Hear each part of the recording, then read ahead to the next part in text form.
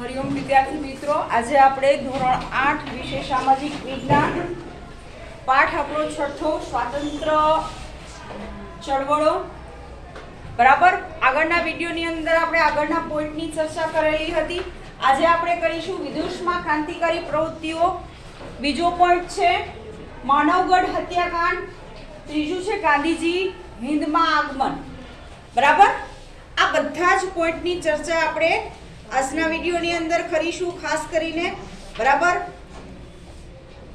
એ સિવાય પણ આપણે આગળ જોઈએ કે ભાઈ રાષ્ટ્રવાદનો વિકાસ, હિન્દી રાષ્ટ્રીય મહાસભાની સ્થાપના અને ભારતમાં ક્રાંતિકારી પ્રવૃત્તિ થઈ હતી એ સમયે આ બધા જ પોઈન્ટ આપણે આગળના વિડીયોની અંદર જોઈ ચૂક્યા છીએ, જેમાં ખુદીરામ બોઝ, રામપ્રસાદ બિસ્મિલ, અશરફુલ્લા ખાન. બરાબર, આવા અસંખ્ય આપણે એમ કહીએ કે ભાઈ ઇતિહાસની અંદર અસંખ્ય એવા ભાઈ વ્યક્તિઓ મળેલા છે કે જે આ ચળવળની અંદર કોઈ ભાગ લીધેલો છે. અને એ સિવાયના પણ આપણે કહી શકીએ કે ભાઈ એવા વ્યક્તિઓ પણ અસંખ્ય છે, ભાઈ ગણી ન શકાય. અસંખ્ય શબ્દ ક્યારે વપરાય? જ્યારે ગણી ન શકાય એટલા વ્યક્તિઓ જોડાયેલા હોય ત્યારે કોઈ પણ પ્રવૃત્તિની અંદર. બરાબર, તો આપણે આ પ્રવૃત્તિની અંદર વિદેશમાં ક્રાંતિકારી પ્રવૃત્તિ ફેલાવવી. હવે આપણે આપણા દેશમાં તો ચાલુ જ હતી, સાથે સાથે વિદેશમાં આપણા જેટલા ભારતીયો રહેતા હતા એ લોકોએ ભાઈ વિદેશની અંદર પણ શરૂઆત કરી. ભાઈ આપણે આપણો હક મળવો જોઈએ. ભાઈ આપણે જે દેશની અંદર રહીએ છીએ ત્યાં આપણે હક ના મળે, ભાઈ આપણો હક છીનવાય તો એ વસ્તુ ચલાવી લેવામાં આવે નહીં. બરાબર, એટલે આપણે જોઈએ છીએ કે વિદેશની અંદર રહેતા વ્યક્તિઓએ કઈ રીતે આ ચળવળની અંદર ભાગ ભજવ્યો હતો. જેનિશ બોલ આગળ.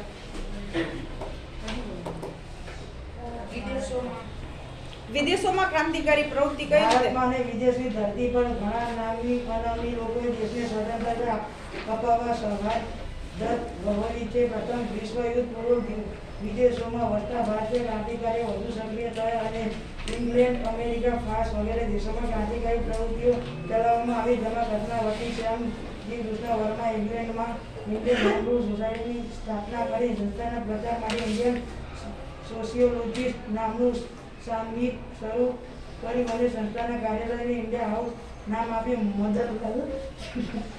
મદનલાલ ધીંગરા, વિનાયક સાવરકર, મેડમ ભીખાઈજી કામા લંડનમાં શ્યામજી કૃષ્ણ વર્મા સાથે ક્રાંતિકારી પ્રવૃત્તિઓમાં જોડાયા.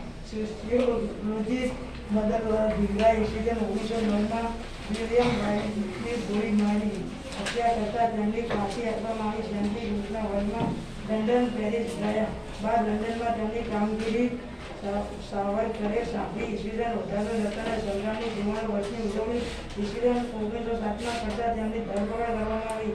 તેમને જેલની સજા છે. મેડમ ભીખાઈજી રુસ્તમ કામાએ ઈસવીસન 1902માં યુરોપ વંદે માતરમ વર્તમાન પત્ર શરૂ કરી. ઈસવીસન 1907માં જમીનના પોર્ટુગાલમાં યોજાયેલ બીજી આંતરરાષ્ટ્રીય સમાજવાદી પરિષદમાં ભારતનો પ્રથમ તિરંગો રાષ્ટ્રધ્વજ ફરકાવ્યો. શ્યામજી કૃષ્ણ વર્માએ દાદીદાર સરદારજી રાણાએ પેરિસમાં સભાઓ કરી અંગ્રેજી દમનનો વિરોધ કર્યો. ફ્રેન્ચ સરકારે તેમને હદપાર કર્યા. આ ઉપરાંત તારકનાથ દાસ, લાલા હરદયાલ, અફઘાનિસ્તાનના રાજા મહેન્દ્ર પ્રતાપ, બરકતુલ્લા, રાસ બિહારી ઘોષ, ચંપક રમણ પિલ્લાઈ જેવા નામી અનામી ઘણા ક્રાંતિકારીઓ વિદેશોમાં ક્રાંતિકારી પ્રવૃત્તિ ચલાવી રાષ્ટ્રને સ્વતંત્રતા અપાવવા સક્રિય બન્યા. ઓકે, હવે આપણે જોઈએ કે વિદેશી ક્રાંતિકારીઓમાં આપણે નામ લઈએ તો ભાઈ એને સંસ્થાઓની અંદર ઇન્ડિયન હાઉસ નામ અપાયું હતું. બરાબર, હવે શ્યામજી કૃષ્ણ વર્મા એ ઉપરાંત અસંખ્ય બીજા વ્યક્તિઓ છે જે ક્રાંતિકારી પ્રવૃત્તિઓ સાથે જોડાયેલા હતા. સોશિયોલોજિસ્ટ એટલે કે સામાજિક પ્રવૃત્તિઓ સાથે જોડાયેલા વ્યક્તિ. બરાબર, મદનલાલ ઢીંગરા, પછી 1909માં એ ઉપરાંત વિલિયમ વાયલી ગોળી મારીને હત્યા કરી હતી. ભાઈ એને ફાંસીની સજા થઈ. પછી શ્યામજી કૃષ્ણ વર્મા લંડનથી એમ કહેવાય કે પેરિસ આવ્યા અને લંડનથી કામગીરી સંભાળી 1857માં સંગ્રામની સુવર્ણ વર્ષની ઉજવણી કરી. હવે આ બધી જ સાલ ક્રમશઃ આપણે ભાઈ 1857માં ઉજવણી કરી, 1907માં વંદે માતરમ વર્તમાન પત્રની શરૂઆત કરી. હવે સૌથી મોટી મહત્વની વસ્તુ હોય તો એ સમયે કઈ હતી? ભાઈ સૌથી મોટું તાકાતવર સાધન કોયલા વગર લડવું, બરાબર. વર્તમાન પત્રની અંદર ખબરો એ રીતે છપાતી કે એ ખબરો ઉપર એમ કહેવાય ભાઈ યુદ્ધ થતું, બરાબર. લોકો એકઠા થઈ એ વસ્તુને સમજતા હતા, બરાબર. ને એકબીજાને મેસેજ એમ કહેવાય ભાઈ મેસેજ પાસ ઓન કરવાની એ સૌથી મોટી તાકાત હતી.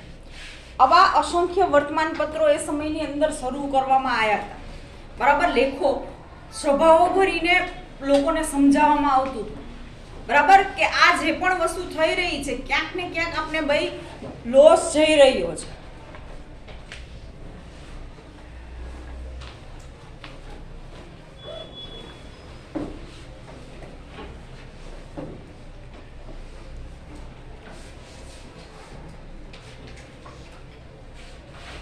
એ ઉપરાંત આ મેડમ કામા છે એ પણ એમ કહેવાય કે એ સમયના વિનાયર સાવરકર, મેડમ કામા, મદનલાલ ઢીંગરા, બરાબર. આ બધા જ વ્યક્તિઓ કઈ જગ્યાએ આપને જોવા મળ્યા હતા? તો ભાઈ લંડનની અંદર. ભારતની સિવાયના જે દેશો છે એ દેશોમાં પણ આપણા ભારતીય લોકોએ આ રીતે એમ કહેવાય ભાઈ વિરોધ પ્રદર્શન કરેલો અને ક્રાંતિકારી પ્રવૃત્તિ વિદેશની અંદર પણ ચલાવી અને રાષ્ટ્રને સ્વતંત્ર અને સક્રિય બનાવવા માટે એ લોકોએ ભાઈ ફાળો આપેલો હતો. ભલે સ્થાયી લંડનમાં થયા હતા, ભાઈ નાગરિક હતા ક્યાંના? ભાઈ ભારતના. મેં તમને કીધું ભાઈ અત્યારે તમે અહીંયા ભારતમાં છો પણ ફ્યુચરમાં તમે ક્યાંય કોઈ બીજા દેશની અંદર સ્થાયી થશો તો ભાઈ તમારું નાગરિકત્વ જતું નહીં રહે. તમે એમ જ કહેવાશો ભાઈ ભારતના છે આ લોકો, અને અહીંયા સ્થાયી થયા છે. 10 વર્ષ તમે સ્થાયી થાવ પછી તમે ત્યાંના નાગરિક ગણાવ 100%, પણ તમારું જન્મ સ્થળ છે એ ક્યારેય બદલાશે નહીં. ભાઈ તમે ભારતના છો એ વ્યક્તિ એ વસ્તુ આપણે ક્યારેય મિટાવી શકશું નહીં. અને આપણે આપણા દેશ પ્રત્યે એમ કહેવાય ભાઈ ગૌરવ, માન એ બધી જ વસ્તુઓ હોય જ, એ આપણે ક્યારેય ડિલીટ કરી શકીએ નહીં, ભલે એ ગમે એ જગ્યાએ આપણે જાય, બરાબર. આપણા ભારત દેશ વિશે કોઈ બોલે તો ભાઈ આપણે ત્યારે સામે જવાબ આપી જ દઈએ, ભાઈ તમે ભારત દેશ વિશે શું જાણો છો? ભાઈ આટલું બધું કહો છો. તો એ જ રીતે વિદેશની અંદર પણ આ લોકોએ એમ કહેવાય ભાઈ વિરોધ કરેલો આપણે જોવા મળે છે. પછી છે માનગઢ હત્યાકાંડ. આગળનો આપણો ટોપિક છે કે ભાઈ માનગઢ હત્યાકાંડની અંદર કઈ કઈ પ્રવૃત્તિઓ થઈ હતી. તો હત્યાકાંડ શબ્દ આવે એટલે કારણ વગરની લોકોની હત્યા, કાંઈ પણ કારણ વગર. અત્યારે આપણે એને બીજું નામ આપ્યું છે. પહેલાના સમયની અંદર હત્યાકાંડ કહેતા, અત્યારે આપણે જોઈએ છીએ કારણ વગરનું ક્યાંય બ્લાસ્ટ કરવામાં આવે, બરાબર, કે ઓન ધ સ્પોટ કોઈ જગ્યાએ એવી જાહેર જગ્યાએ બ્લાસ્ટ કરી દેવામાં આવે જેમાં કોઈનો વાંક ન હોય, એવા અસંખ્ય લોકો ભાઈ મૃત્યુ પામે. એક સાથે ભાઈ જે આવી પ્રવૃત્તિઓ કરવામાં આવે છે એને આપણે હત્યા તરીકે જ ઓળખીએ છીએ, બરાબર. તો આ ટોપિક પણ જોઈશું.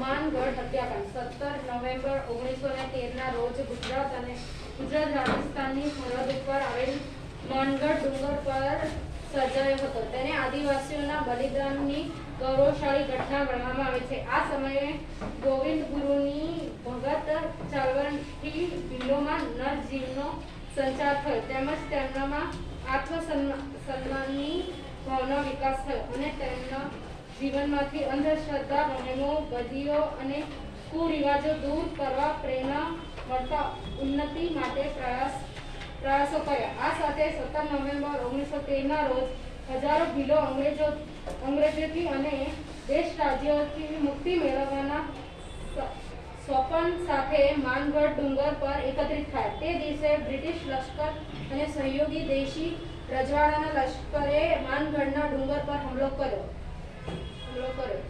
વિદ્વાનોના મતે 1200 થી વધુ આદિવાસીઓ શહીદ થયા. અંગ્રેજોએ આ ચળવળને ભારે ક્રૂરતાપૂર્વક દબાવી દીધી અને ગોવિંદ ગુરુની ધરપકડ કરી હતી. તેમની મુક્તિ બાદ તેઓ કંબોઈ ખાતે રહ્યા હતા. આજે ત્યાં તેમની સમાધિ છે. આ ઉપરાંત વ્યારા આદિવાસી આંદોલન તાપી જિલ્લામાં થયું હતું. દડવા આદિવાસી આંદોલન વિજયનગર તાલુકામાં થયું હતું. આ આંદોલનને દબાવી દેવામાં આવ્યા હતા. ઓકે, હવે મેં તમને કીધું કે આ હત્યાકાંડ ભાઈ એ સમયે કેવું હતું કે જે અભણ છે એ જ્ઞાતિને પણ સાથે લેવાની હતી. તો અહીંયા ખાસ કરીને આપણે જોઈએ છીએ કે આદિવાસી વિસ્તાર છે જે એમ કહેવાય કે બિલકુલ પછાત છે, એ લોકોને પણ ભાઈ એકઠા કરીને ભાઈ એ સમયે એવું વિચાર્યું ભાઈ આ લોકોને પણ આપણે ભાઈ આઝાદી વિશેનું સ્વપ્ન દેખાડવામાં આવ્યું. ભાઈ તમે પણ અમને સાથ આપશો ભાઈ આપણે આઝાદ શ્વાસ લઈ શકશું. ભાઈ એવું સ્વપ્ન દેખાડીને ભાઈ એકઠા કરીને ભાઈ આ વસ્તુ સમજાવવામાં આવતી હતી. પણ જ્યારે એમ વસ્તુ ખબર પડી ભાઈ સામેનો પક્ષ એલર્ટ જ હોય, કોઈ પણ વસ્તુ તમે કરો સભા ભરો કે ભાઈ આપને ખબર જ છે કે ભાઈ આપણે જે અર્થે ભરી હોય એવા વ્યક્તિઓ પણ હોય અને સામે પક્ષે જે એના દુશ્મન હોય એ પણ હોય. દુશ્મનો શું નજર રાખીને બેઠા હોય કે આવી સભા ક્યાંય ભરાય ભાઈ ત્યાં આપણે ધમાચકડી બોલાવી, મારામારી છે, લૂંટફાટ છે, બરાબર. આવું વર્તમાનમાં પણ થાય છે. તમે જુઓ છો આવા અસંખ્ય ન્યૂઝપેપરની અંદર તમને કિસ્સાઓ જોવા મળશે, બરાબર. શું કામ કે આવી કોઈ પણ જગ્યાએ જાહેર વસ્તુ કરવામાં આવે ને ત્યારે આપણે જોઈએ છીએ પોલીસ બંદોબસ્તથી માંડીને વર્તમાનની અંદર બધી વ્યવસ્થા કરવામાં આવે છે. શું કામ ભાઈ આવી ઘટના ના બને. ઇતિહાસની અંદર આવા ઘણા બધા એક્ઝામ્પલ છે કે લોકો ભેગા થયા હોય ને આવું કંઈક ને કંઈક થાય, બરાબર. તો અંગ્રેજોએ એ મોકાનો ફાયદો ઉઠાવ્યો. ભાઈ અહીંયા આટલા આદિવાસીઓ ભેગા થયા છે, બરાબર. તો અંગ્રેજોની સાથે એ સમયે જેટલા પણ એમ કહેવાય કે રાજા રજવાડાઓ એની સાથે હતા એ બધા જ ભેગા થઈને એ વિસ્તાર ઉપર ચડાઈ કરે છે અને ભાઈ આક્રમણ કરે છે. જેમાં એમ કહેવાય કે આપણા 1200 થી વધારે, અહીંયા તો લિમિટેડ સંખ્યા લખેલી છે, બરાબર. 1200 થી વધારે એમ કહેવાય કે ભાઈ લોકો શહીદ થઈ ગયા કારણ વગરના. એ તો હજી યુદ્ધમાં લડવાય નહોતા, હજી તો એ લોકો સમજતા હતા કે ભાઈ આ વસ્તુમાં આપણે જોડાય, સ્વતંત્રતાની ચળવળમાં આપણે સાથ આપીએ. એ પેલા જ એમ કહેવાય ભાઈ 1200 લોકોને મારી નાખવામાં આવ્યા. હવે આપણે ખબર જ છે કે આપણા લોકો જેમ જેમ ઘટે એમ એમ આપણી તાકાત નબળી પડે. છતાં પણ એમ કહેવાય કે આવા આગળ પણ તમને ઘણા કિસ્સા જોવા મળશે, બરાબર. ઘણી બધી વસ્તુઓ કરવા છતાં એ સમયે ભારતના કોઈ પણ વિસ્તારની અંદર ભાઈ લોકો પાછા નહોતા પડ્યા. આવું અસંખ્ય વાર અંગ્રેજોએ કરેલું આપણે જોવા મળે છે. છતાં પણ એમ કહેવાય કે ભાઈ પાછા પડ્યા નહોતા. 1200 લોકોને મારી નાખ્યા, ભાઈ શહીદ થઈ ગયા, ચલો ઓકે. પણ એનો બદલો પણ સામે લેતા હતા, બરાબર. જે એમ કહેવાય કે સ્વાતંત્ર્ય ચળવળમાં જનૂની યુવાનો હતા, ભગતસિંહથી માંડીને એવા જે સ્મિત બહાર જવું જ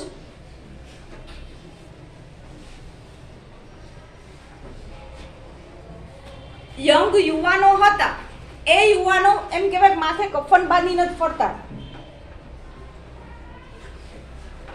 આવા 1200 થી 1300 લોકો મર્યા હોય તો સામે એ પછી છોડતા નહોતા. ભાઈ આજે અમે પૂરું કરીને જ આવશું, એના અંગ્રેજો એનાથી વધારે મરવા જોઈએ. આ એમ કહેવાય કે વસ્તુ વિચારીને એ સમયે યુદ્ધની અંદર કે ભાઈ આ ચળવળની અંદર લોકો જોડાતા. દિવસે ને દિવસે ભાઈ સંખ્યામાં આપણે વધારો થતો જોવા મળે છે. અને કોઈ પણ આંદોલન છે ભાઈ એને દબાવવા માટે પ્રયત્નો કરવામાં આવતા હતા, પણ સામે ભાઈ લોકો દબાતા નહોતા. અહીંયા દાહોદનું ઉદાહરણ છે, બરાબર. સાબરકાંઠાનું છે. આવા અસંખ્ય એમ કહેવાય ભાઈ થતા હતા, પણ છતાં પણ એ વસ્તુને દબાવી શક્યા નથી. પછી છે ગાંધીજીનું હિન્દમાં આગમન. હવે ગાંધીજી દક્ષિણ આફ્રિકામાં રંગભેદ નીતિ સામે સત્યાગ્રહની સફળ લડત લડીને આવ્યા હતા. હવે ગાંધીજી ભારતના હતા છતાં પણ એમ કહેવાય કે ભાઈ ઉચ્ચ અભ્યાસના અર્થે એ દક્ષિણ આફ્રિકામાં ગયા હતા. એ સમયે પણ એના વિશે તમે સાંભળો ભાઈ ત્યાં પણ એને એ રંગભેદ નીતિનો અનુભવ થયો હતો. ગોરા અને કાળાનો એને સામનો કરવો પડ્યો. ભાઈ તમે ભારતના છો, ભાઈ તમે અમારી સાથે ભાઈ બેસી ના શકો, તમે અમારી સાથે અભ્યાસ ના કરી શકો, તમને અંગ્રેજી શિક્ષણ લેવાનો અધિકાર નથી. આવા ઘણા બધા પ્રશ્નો એને ભાઈ સામનો કર્યો, છતાં પણ ભાઈ એ શિક્ષણ લીધું, ડિગ્રી લીધી. અને ત્યાં પણ એમ કહેવાય કે જે ગોરા અને કાળાનો રંગભેદ હતો એ વસ્તુની લડતમાં એ જોડાયા હતા ને એમાં એમને સફળતા મેળવી હતી. ને એ સફળતા લીધા પછી એ ભારતમાં આગમન થયું. ને પછી જ્યારે એમ કહેવાય કે એને ભારતની સ્થિતિ જોઈ, હવે ભારતની સ્થિતિ એ સમયે એવી હતી કે ખાલી એને કોઈ પણ એક વિસ્તારની એને લાગ્યું ભાઈ પેલા પોતાની આસપાસના વિસ્તારની અંદર નજર નહીં કે ગદું આ તો બધી જગ્યાએ આવું જ છે. પછી તો પણ એને સંતોષ નથી થતો ભાઈ જે વિસ્તારની અંદર પોતે જઈ શકતા હતા એ વિસ્તારને ભાઈ એને જોયું કે અહીંયા પરિસ્થિતિ કેવી છે લોકોની. અને દિવસે ને દિવસે ભાઈ લોકો આપણી ભારતની પ્રજા માયકાંગલી કેમ થઈ ગઈ છે કે ભાઈ આપણા ભારતના લોકોમાં લડવાની તાકાત નથી. હે ભાઈ ભારતના લોકો કેમ પાછા પડે છે અને અંગ્રેજો દિવસે ને દિવસે ભાઈ આપણા ઉપર વધારે વર્ચસ્વ કેમ ધરાવે. આ બધું જોતા પછી એને એમ લાગ્યું કે ના ભાઈ હવે અહીંયા કંઈક એવું સામે કરવું પડશે કે જેના લીધે કરશું તો આપણે આઝાદી મળશે. ગાંધીજીનું હિંદમાં આગમન. ગાંધીજી દક્ષિણ આફ્રિકામાં રંગભેદ નીતિની સામે સત્યાગ્રહની સફળ લડત લડી ઈસવીસન 1915માં ભારત પરત ફર્યા. તેમણે ગોપાલકૃષ્ણ ગોખલે પાસેથી પ્રેરણા મેળવી ભારતના ઘણા ખરા ભાગોનો પ્રવાસ કર્યો. તેમણે સમજાયું કે ભારતની ગરીબીના મૂળમાં અંગ્રેજ દ્વારા થતું શોષણ કારણભૂત છે. પોતાની પ્રવૃત્તિઓને વેગ આપવા માટે ઈસવીસન 1915માં કોચરબ આશ્રમની અને ઈસવીસન 1917માં સાબરમતી આશ્રમની સ્થાપના કરી. ગાંધીજીના શરૂઆતના સત્યાગ્રહોમાં ચંપારણ સત્યાગ્રહ, ખેડા સત્યાગ્રહ, અમદાવાદના મજૂરો પ્રશ્ન બાબતે લડતનો સમાવેશ થાય છે. આ બધા સત્યાગ્રહોનું પરિણામે ગાંધીજીએ વલ્લભભાઈ પટેલ અને રાજેન્દ્ર પ્રસાદ જેવા સાથીદારો મળે.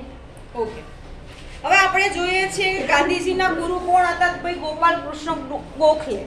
હવે એની પ્રેરણાથી પણ ભાઈ ગાંધીજીને આ વસ્તુ કરવા તરફ ભાઈ દોરાણા, ભાઈ દેશ માટે કંઈક કરું. હે કે ભાઈ મારી પાસે જે આવડત છે ભાઈ એ આવડતનો ઉપયોગ કરું. અને જ્યાં સુધી એમ કહેવાય પોતે જીવા ત્યાં સુધી એમણે પોતાનું આખું જીવન, અત્યારે હાલમાં એના એમ કહેવાય કે ભાઈ દીકરાઓ છે, 4 દીકરા અને લગભગ 2 કે 3 દીકરીઓ છે. એક્ઝેક્ટ મને યાદ નથી. એમના સંતાનો હાલમાં પણ છે, બરાબર. એમના સંતાનો આખું એનું પરિવાર આજે પણ છે. આજે પણ એમ કહેવાય કે એ આપણી વચ્ચે નથી પણ એમના વિચારો આપણી વચ્ચે છે. અને એને જે વિચારો અમલમાં મૂક્યા અને જે એમ વસ્તુ કરી પછી આપણે આઝાદી મળી છે. અને ત્યારે એ રાષ્ટ્રપિતા કહેવાના છે. એમનેમ ક્યારેય આપને ભાઈ ક્યાંય પ્રસિદ્ધિ કે નામના મળતી નથી. આપણે જોઈ શકીએ છીએ ભાઈ એને કયા કયા સત્યાગ્રહ કર્યા હતા. ગાંધીજીએ સાબરમતી આશ્રમ, હાલમાં પણ આ આશ્રમ આપણે સાબરમતી નદીના કિનારે આવેલું છે. મ્યુઝિયમ ક્યારેય પણ તમને જવાનો મોકો મળે તો ખાસ જોજો. આજે પણ એમનો ઇતિહાસ જાણવો હોય ગાંધીજીનો, બે આશ્રમની મુલાકાત ખાસ લેજો, બરાબર. ત્યાં તમને એમના જીવન જન્મથી લઈ મૃત્યુ સુધી તમામ વસ્તુઓ માહિતી મળશે. એના વિશેના અસંખ્ય પુસ્તકો લખાયેલા છે. એ પણ તમે વાંચશો તો પણ ભાઈ એમાંથી પણ આપને ઘણું બધું જાણવા મળે છે. ભાઈ કઈ પરિસ્થિતિમાં આપણે કયો નિર્ણય લેવો, કઈ વસ્તુ કરવી, આવા અસંખ્ય આપણી સામે એમ કહેવાય કે ભાઈ વ્યક્તિઓ છે કે ભાઈ એના જીવન ઉપરથી આપણે કંઈક શીખીએ નવું અને આપણે કંઈક નવું કરીએ. એના પછીનું છે ભાઈ ચંપારણનો સત્યાગ્રહ. સ્મિત બોલ.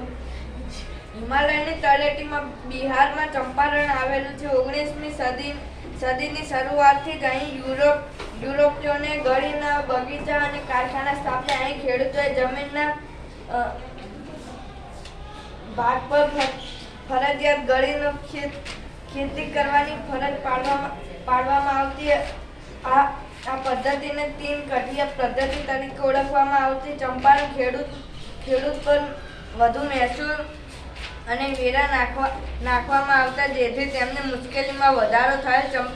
ચંપારણના ખેડૂત રાજકુમાર શુક્લના આગ્રહથી ગાંધીજી મોતીહારી આવ્યા ત્યારે તેમની હાજરી જનશાંતિ માટે ખતરારૂપ ગણી તેમને તાત્કાલિક ચંપારણ છોડી જવાનો મેજિસ્ટ્રેટે આદેશ આપ્યો, પરંતુ ગાંધીજીએ નોટિસનો અનાદર કર્યો.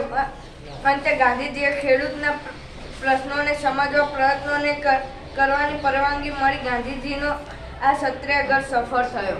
ઓકે.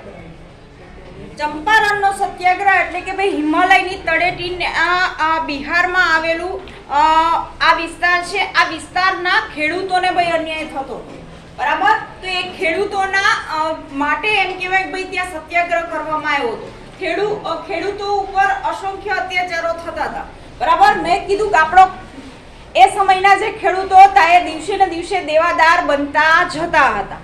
શું કામ? ભાઈ એનું દેવું ક્યારે પૂરું નહોતું થતું. તમે ગણિતની અંદર એ વસ્તુ પણ શીખતા જ હશો, તો એ પણ આપણે જોઈએ કે ભાઈ એ કઈ રીતે થતું, ભાઈ કઈ રીતે એની અંદર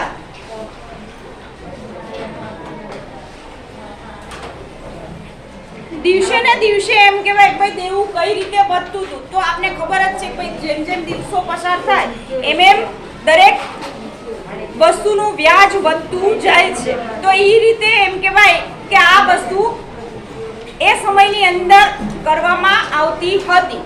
આજના વિડીયોની અંદર અહીંયા સુધી રાખીશું. આગળની માહિતી આપણે આગળના વિડીયોમાં જોઈશું.